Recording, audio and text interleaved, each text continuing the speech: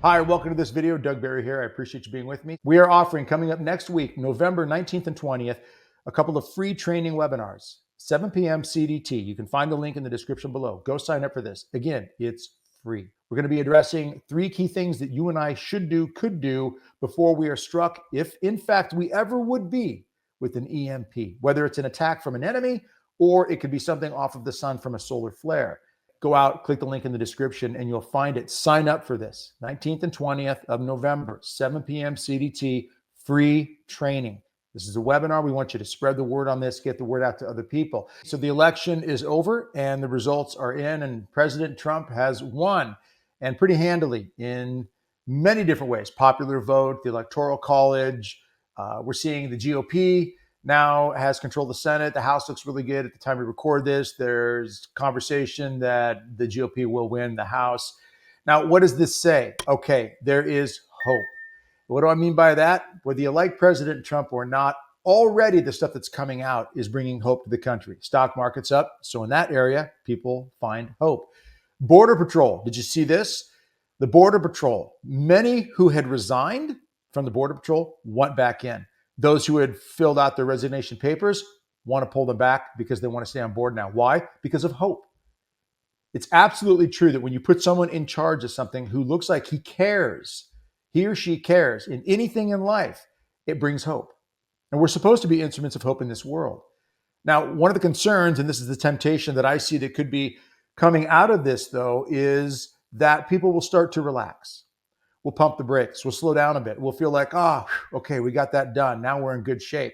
Yes, there is hope because now we have somebody in a position that looks like he and those around him, the cabinet that he's forming, the people that he's putting in charge of this, that, and the other thing, it looks like they care enough and they will actually take action on those things that help America become truly great again and hopefully holier again and hopefully healthier again.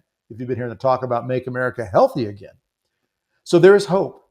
But we cannot rest on the laurels, as the saying goes. We cannot rest on our backside and think that the job is over.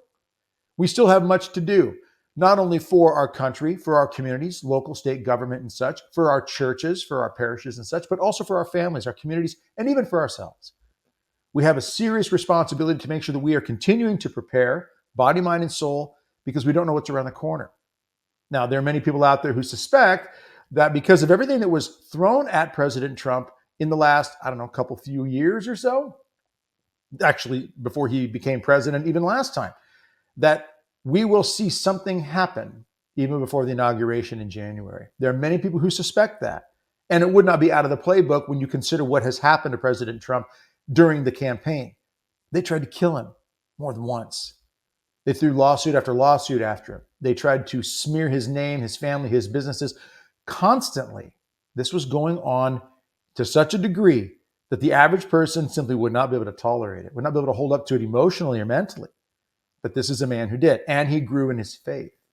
He posted on September 29th, Feast of the Archangels, he posted the prayer to St. Michael the Archangel. He actually put out a message, Happy Birthday to the Blessed Mother. So yes, there has been a change in this man, and that brings hope as well. There's a pretty long list of things that President Trump is up against when it comes to helping this country be strong and more powerful than ever before, more energy independent, secure the borders. There's a whole very long list of challenges he has to face now, is already facing, and will find extreme resistance from many on the left. We know this is already going on and will continue. So we need to continue to pray. For those of you who started praying a rosary maybe for the first time, consistently for the sake of this country, don't stop. Keep it going. For those of you who started to deepen your faith in other areas, going to Mass more, maybe getting to confession more, cleaning up your own life, don't stop just because there has been a positive result. It looks as if God heard our prayers and has decided to give us more time, another window of opportunity to hopefully reach more people for conversion's sake and for the betterment of our nation and our world as a whole. Because even other nations are responding to this man in this position of leadership. So we have every reason to continue the prayers, continue the effort in that spiritual world, but also in our own personal world. When it comes to preparing, we have every reason to continue to get prepared because we don't know what's around the corner. As we record this video right now, if you've been following the news at all, you know that yes, there has been some movement regarding world leaders, but I saw a headline just before we started to record where the leader of North Korea has said that it would be suicidal for the US or any Western allies to in any way get involved more deeply in the conflict with Russia and North Korea, who has now joined the conflict with Russia against Ukraine. So we still got that saber rattling, those threats, that shaking of their armor sort of attitude coming from the more tyrannical people in this world. It's still there. So to think that we don't have international threats and concerns would be, I think, foolish to just think that that's all going to go away. Now, there may be a different approach or tactic that they take, but what it could result in still is something in our country, here on US soil, that could result in something along the lines of what Hamas did to Israel on October 7th over a year ago, which many that I've talked to, from retired intelligence officers to others out there in the field who know that world, they all believe something is coming. Regardless of who's in the White House, they believe something is coming. If our infrastructure is hit in any way, our water treatment plants, our power grid, our banking system, if any of these things are hit dramatically or seriously, that could really crush much of what this country and the world is all about. So what do you and I do in a case like this? We are offering, coming up next week, November 19th and 20th, a couple of free training webinars, 7 p.m. CDT. You can find the link in the description below. Go sign up for this. Again, it's free. We're going to be addressing 3 key things that you and I should do, could do, before we are struck, if in fact we ever would be, with an EMP, whether it's an attack from an enemy or it could be something off of the sun from a solar flare. If an EMP strikes and damages or takes down the power grid, which is considered a very real possibility by many experts in that field. In fact, I spoke with 2 gentlemen who spent 10 years on the EMP Commission for the United States, and they both say they fully expect something, whether it's an attack against the EMP, against the power grid, rather, with an EMP, or something from the sun, a solar flare that could damage the power grid.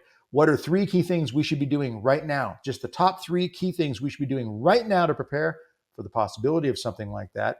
And then if it should happen, heaven forbid, what are the things that we should be doing afterward in order to make sure that we are taking care of our duties, our responsibilities, not just for our own safety, but for those around us, those that God has entrusted to our care. And do not be mistaken on that. Most every single one of us has someone that God has entrusted to your care. So again, go out, click the link in the description, and you'll find it. Sign up for this, 19th and 20th of November, 7 p.m. CDT, free training. This is a webinar. We want you to spread the word on this, get the word out to other people. Now, I'll be addressing, of course, things such as the hope that we have after this election. Absolutely. I am thrilled, absolutely thrilled with the way this went, but it is the beginning of a lot of work that needs to be done for our nation and for each and every one of us individually. So this free training is going to address some of those key things based on one of the most serious threats that we have, and that is an EMP, an attack from an enemy or even from the sun that could create such chaos and collapse in our country if the power grid is damaged by it, that it could throw us into a tailspin that may be unrecoverable in some ways. So what should we do? What can we do? What are we able to do from the position that you're in and that I'm in? What I can do is take care of my world to the best of my ability that I live in, and do what I can to protect those that God has entrusted to my care. So we pray, we continue to move on, but we take the steps naturally using not only the free will that God gave us, but the common sense that God gave us, which is part and parcel with the free will. You have free will, but if you don't enact that common sense, if you don't apply the common sense with the free will, that means we're not taking the steps that we need to. All right. I look forward to seeing you all again, November 19th and November 20th, 7 p.m. Central Daylight Time, CDT. Click that link in the description. Go sign up, and let's get moving. Let's keep moving forward. Don't slow down. God bless you. We'll see you soon.